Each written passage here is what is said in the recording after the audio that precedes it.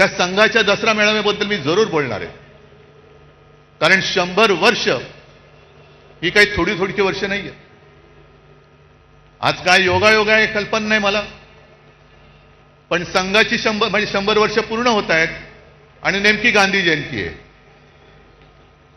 हा काय योगायोग म्हणायचं की काय मला कळत नाही. पण जशी संघाला 100 वर्ष होत आहेत, तसेच आज एक ज्येष्ठ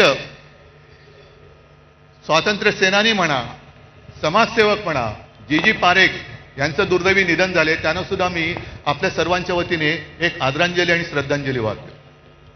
कारण अशी लढणारी माणसं आता कमी होत चाललेली आहे. जो लढेल तो तुरुंगात जाईल, ही अशा पद्धतीने यांची सरकारची आता नीती आणि वाटचाल सुरू झालेली आहे.